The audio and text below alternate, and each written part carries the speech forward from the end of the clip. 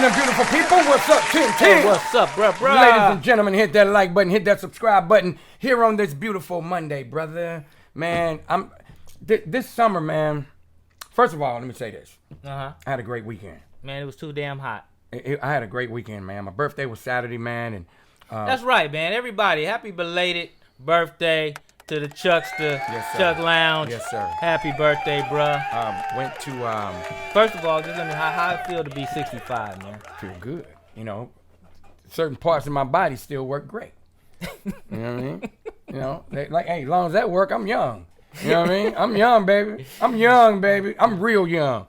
Nah, man, I had a good weekend, man, and you know, just spend time with the family, man, and Okay. and just kind of did it mellow, man. You know, my birthday present now, man, is just waking up in the morning, brother. Being able to wake up in the morning and get out that bed, man, and everything else for the rest of the day is negotiable. Man, and coming here, man, and seeing the family, And man. seeing the family, man. Look, I want to let all of y'all know how much we appreciate y'all support, man.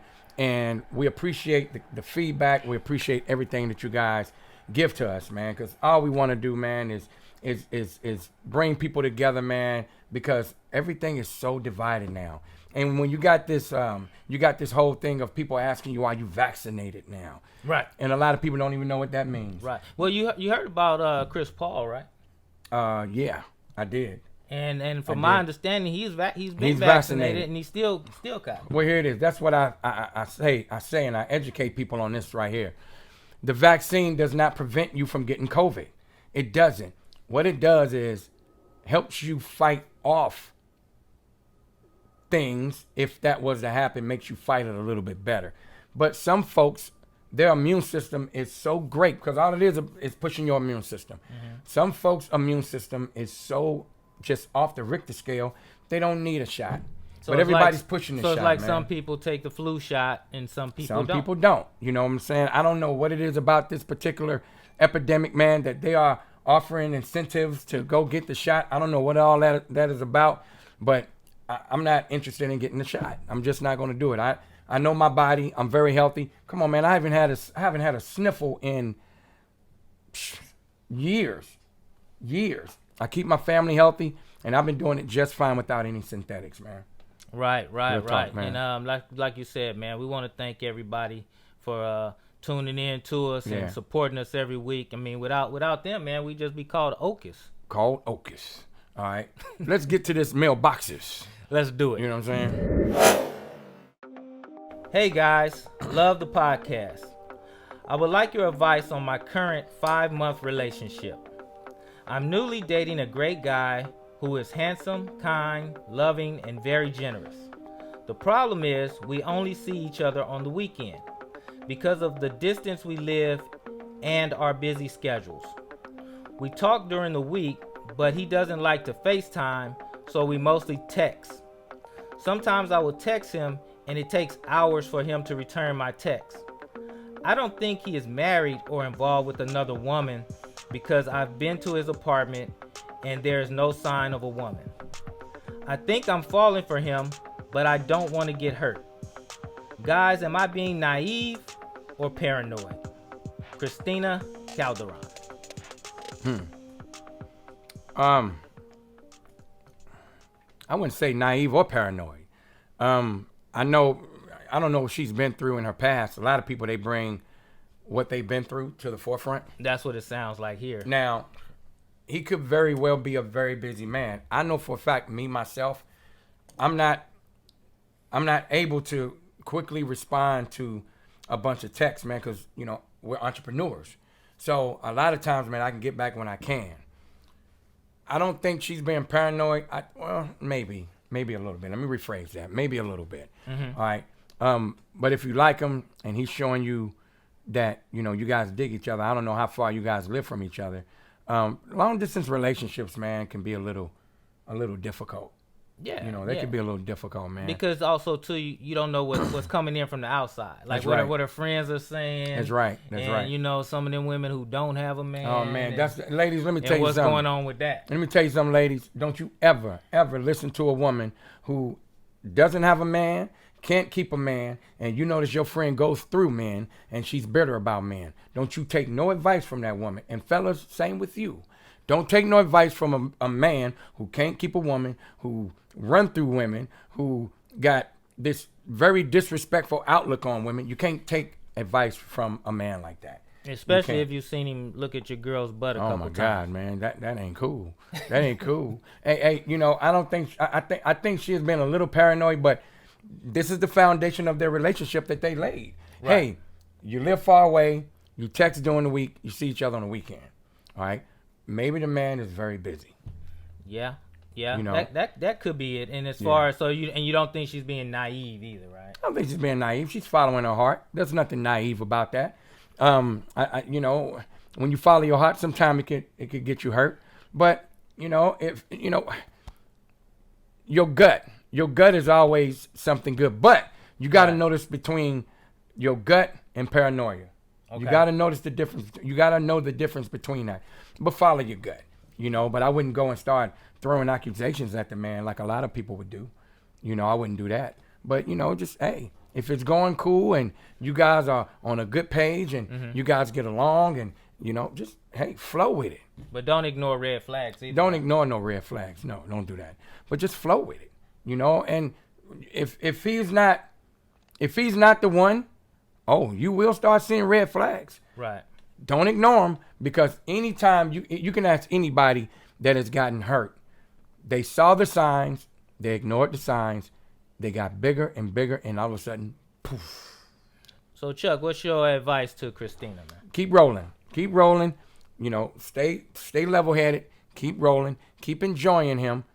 But until you guys can be a little more closer, and, if you guys can, move a little more closer to each other, just stay logical. That's it. Stay logical. Keep your logical side of mind and learn the difference between your logical side and your emotional side. Your emotional side would always make you make the wrong decisions. Your logical side is this. Hey, you know what? Maybe, as you get down the line, maybe a year down the line, maybe we should think about moving closer to one another if your relationship blossoms that way. Right. Real talk. And Miss Calderon, just be careful while you sleeping with that woman's husband. Yep. And when Calderon take you away. Hey, man, on today's family meeting on this Monday, man, I got a question for you, man. It's about long-term relationships. Okay. Because I hear a lot of people say they want it, they're looking for it, they want it in their life. Mm-hmm.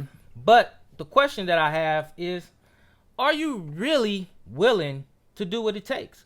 I mean, to be in a relationship, to get to a 10-year, 15-year, 20-year point, there's going to be a lot of ups and a lot of downs and a lot of in-betweens that you're going to go through. Right. And I know a lot of people say they're willing to do that, but you see people break up so quickly over the smallest of things. Right. So my question to you, Chuck, is do you think that long-term relationships are what people are really looking for, or is it something that just comes out their mouth because it sounds good? It sounds good and looks good in theory. It sounds good in theory, and people have this vivid imagination about marriage, which, in my opinion, a lot of things that we were taught coming up about marriage was totally wrong. Not totally wrong, but a lot wrong. People have this visionary of, hey, we're going to be together for a long time. We're going to go and we're going to own things, and we're going to do this. We're going to get the house with the white picket fence. And the little dog. That's the vision. That's the normal vision that people have, man. Mm-hmm. In reality, is this. Marriage, and I don't, hey, look, if you want to challenge me on this, I'm down with it. We can do a video challenge on this. Marriage is business. Yes. Has nothing to do with your commitment. It is business. Your commitment is your commitment. Now, I always say this. Get with someone who's your friend. You got to get with a person. Y'all got to be great friends, and you got to have the same outlook and vision. Because the minute that your relationship becomes a lot of work, it could wear you down. Because today, do it seem like relationships are more work than because of the ever challenges. before? Because of the challenges that we are presented every day. We got social media. We got these crazy reality TV shows, man. And a lot of people, they base their relationships off of those reality shows, believe it or not. You know, you should be like this. You should be like that. You should have this. You should have that. You know, it's all superficial. You know, a lot of it is superficial. Now, I'm not saying that there's no real love in there, but a lot of it is superficial. And if you want a long-term relationship, there's a few things you got to learn. First of all, problem solving is very, very, very important. Yes. All right. Are you willing to compromise? Yes. All right. Are you willing to go hard for that person and that person go hard for you? See, you can't go hard for someone 150% and they only go hard for you 20. It Right. doesn't work like that. You guys got to be equally going hard for one another. I think long-term relationships are beautiful. It takes a certain person to not only want it, but walk the walk as well as talking the talk. You're right, Chuck, because the thing is that nobody, I can't, and when you, it's a big word to say nobody ever, but I think I feel pretty comfortable to say this, that anybody who's been together longer than 10 years, Right. there wasn't some point in time in their relationship that they wanted to end that shit. You get tested. You get tested. But then again, let me flip that. It depends on the two individuals. Right. It depends on the two individuals how close of a friendship that they have. But what I'm saying is not that they did break up or Mm-hmm. anything, but the thought crossed their mind at some point during that 10, 15, 20, 30 year period. I mean, because nobody's perfect. Right, So right. there's no way that their relationship was just perfect all the way 15 years. This is a good one. You know, nothing's perfect. And as far as throwing in the towel, there are some folks, man, who never thought about throwing in the towel. They just wanted to work it out. Now, everybody has different dynamics in their relationship. You got the ones that has been together that I know, 10, 15 plus years. They're very, very good at problem solving things with one another. But was they always like that from day one? Some are, some was, some not. Some learned it. Some learned it. So that thought had crossed some point that, you know, not saying that, man, I'm done, I'm out of here tomorrow, but what if I did move on? Well, I mean, even if you looked at the whole situation of Right. the kids or the house or whatever you guys built together, Right. But if I did move on, what would it be like? Right. You know, it's like this, man. The person that you with has to be worth it. They got to be worth it. Yeah. When they're worth it, Right. And I'm not just Right. talking about financial. Right. They got to be worth it. They got to be worth saying, you know what? All right, I'm gonna hang in there. You know, regardless of whatever happens, whatever they feel they can work out. Some people go through a cheating phase and get through it. Right. But the person has to be worth it. Because sometimes, man, you can be ready to throw in a towel, and you get out there, in this social dating world now, you start thinking, wait a minute, maybe where I wasn't so bad after Start looking all. for your key to get back in. Hey, brother, it happens every single day. Right. And I always encourage people, man. First of all, I think pride plays a big role in the demise of a relationship. Pride plays a big role. Just not willing to compromise. And again, how you communicate when things arise, because it's going to always be things that you guys are not going to agree on. But how you deal with it makes a big difference on your union. Right. Makes a big difference on Right. it. So if that relationship is going to last 10, 15, 20, 30 years, you're going to have to do the work. You're going to have to do the work, but there's a certain level of that work. Because if you are one to want to compromise, who wants to problem solve things peacefully, who wants to build, who wants it, your partner has to want it too. Right. And if your partner is prideful and not wanting to compromise and always men too, there's a high chance you ain't gonna last. Family, what do you think about this situation? I mean, right. are you in a long-term relationship? Have you been in a long-term relationship? Or do you know someone that has gone through a lot, you know, and is it worth it? Is that the key to it, for it to be worth it? Real talk. Even though we're talking serious, this damn dog outside is barking his ass off trying to get on this podcast. But what do you think, family? Chuck Lounge. Yes. I hear you got a little bird told me, man, that you had a pet peeve today. I do. I was standing outside, man, waiting for you to buzz me in, man, and bird told me, he said, Chuck got problems today. I got a pet peeve.